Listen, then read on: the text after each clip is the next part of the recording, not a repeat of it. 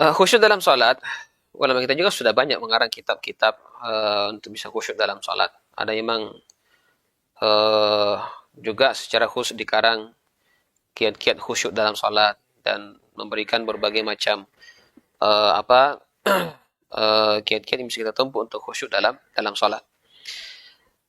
Dan tentunya bukan di sini untuk menjelaskan panjang lebar itu ya.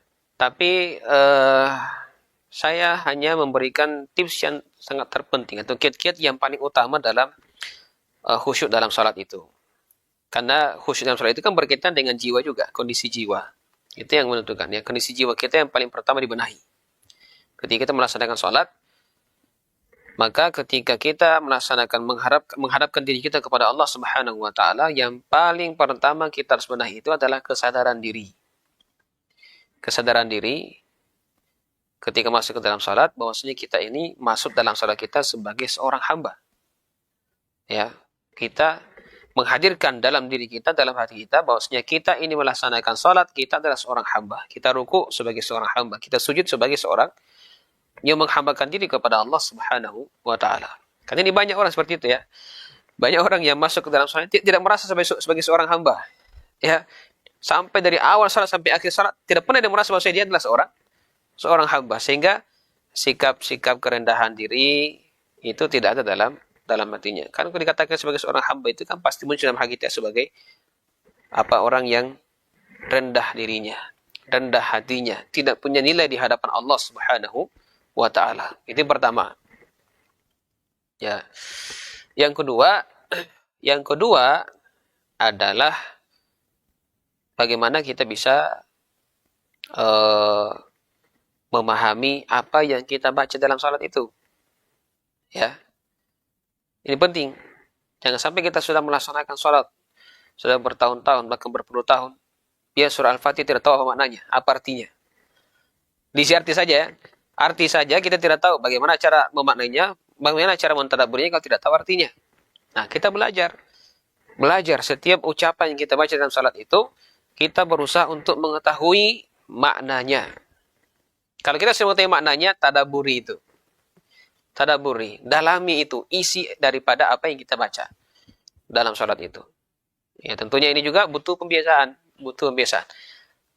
Namun dalam hal mentadabburi itu, mendalami ayat-ayat Al-Quran itu, atau bacaan-bacaan zikir dalam salat itu latihannya di luar salat biasanya. Ya, di luar salat kita misalnya ambil satu, taruh misalnya baca bacaan dalam surah Al-Fatihah misalnya. Alhamdulillahi Rabbil Alamin. Segala puji bagi Allah Subhanahu wa taala. Ini kan artinya. Ya, artinya. Maknanya apa? Makna daripada ayat ini, bahwasanya memang seorang hamba itu dia tidak layak untuk dipuji. Yang berhak dipuji adalah Allah Subhanahu wa taala. Nah, itu didalami lagi. Nah, ini begitu penting bagi kita, dan ini memang kalau ada yang bisa membimbing kita untuk tadabbur ayat itu bagus. Sehingga setiap kita mengucapkan ayat itu ada kata kunci atau ada sesuatu yang terlintas dalam hati kita yang berkaitan dengan inti daripada maksud daripada ayat tersebut. Ya, ini sekali lagi penting. Kenapa? Kan dalam salat itu apa yang kita ucapkan sebenarnya dalam salat itu zikir. Ya, dia kan isinya sanjungan, pujian kepada Allah Subhanahu wa taala, meminta kepada Allah Subhanahu wa taala. Ya. Kalau kita berdoa atau kita mengucapkan satu kalimat tapi kita tidak tahu maknanya, kan kosong. Ini yang menyebabkan seorang hamba ketika dalam salatnya, karena dia tidak tahu apa yang dia ucapkan, akhirnya dia menghayal. Sekali mulutnya mengucapkan ini selesai, tapi kosong. Tidak sampai kepada Allah Subhanahu wa taala. Hatinya tidak bersambung kepada Allah Subhanahu wa taala. Maka penting bagi kita untuk ini ya, mengetahui minimal arti daripada apa yang kita ucapkan dalam salat itu. Yang ketiga, tadabburi gerakannya. Gerakan dalam salat itu bukan hanya gerakan-gerakan yang biasa-biasa saja, ya. Bukan gerakan-gerakan seperti dalam olahraga saja ya. Tapi setiap gerakan dalam salat itu memiliki makna. Ya, memiliki makna yang luar biasa, dan itu sejalan dengan bacaannya. Maknanya sejalan dengan bacaan. Ya, saya kasih contoh misalnya.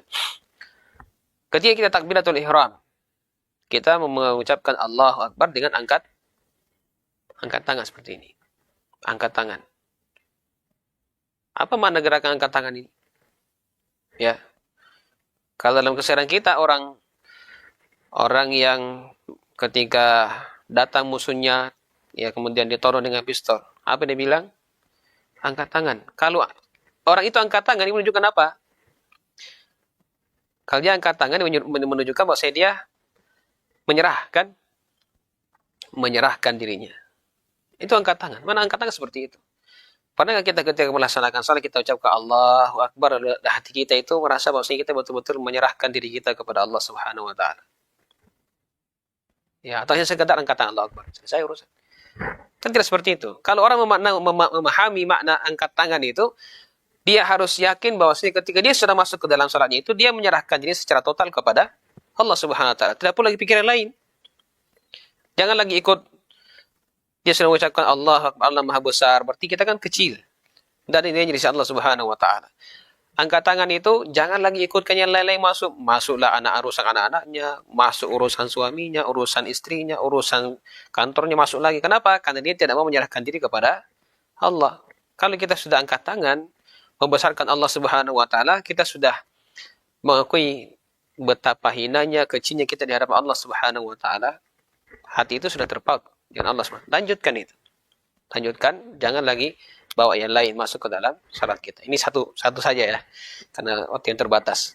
Ya, dan satu gerakan ya, mau kita berdiri, mau kita ruku, apalagi ya, sujud, duduk di antara dua sujud, itu kan semua gerakan itu ada tadabburnya, ya, dan kita tadabburi sesuai dengan apa yang kita baca dalam kondisi seperti itu. Ini beberapa hal. Mudah-mudahan kita bisa diberikan karunia oleh Allah SWT untuk bisa khusyuk dalam salat kita. Allahu a'lam bishawab.